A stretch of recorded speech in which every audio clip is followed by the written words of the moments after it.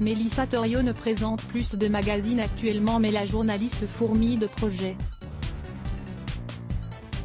La preuve, l'ancienne présentatrice de Zone Interdite qui avait décidé d'arrêter la télévision pour se consacrer à la réalisation et à la production de documentaires revient avec un nouveau projet. Jeudi 15 avril elle était l'invitée d'Anne-Elisabeth Lemoine sur France 5 pour en parler.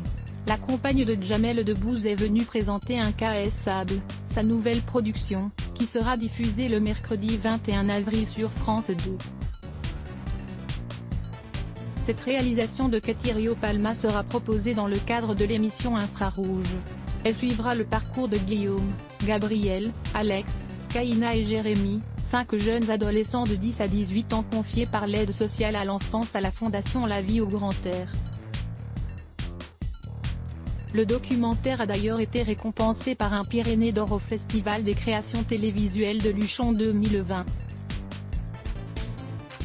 Il rappelle l'engagement sincère et humaniste de la journaliste pour cette cause qui lui tient visiblement à cœur.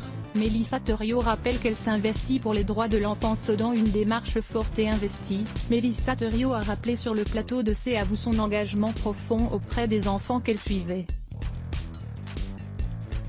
Elle précise d'ailleurs qu'elle continue à prendre des nouvelles de ces jeunes depuis la fin du tournage du film.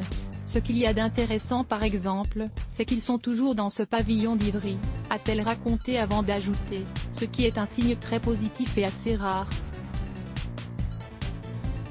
Ça veut dire que c'est la fin des hémorragies des placements.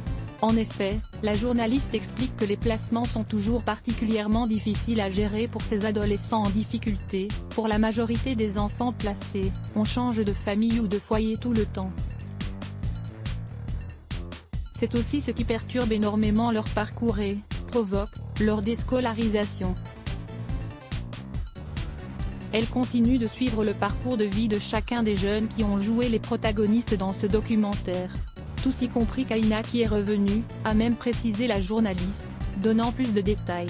On la voit partir à la fin du film parce qu'elle voulait absolument vivre avec sa maman. Aujourd'hui elle est revenue et elle est en appartement thérapeutique.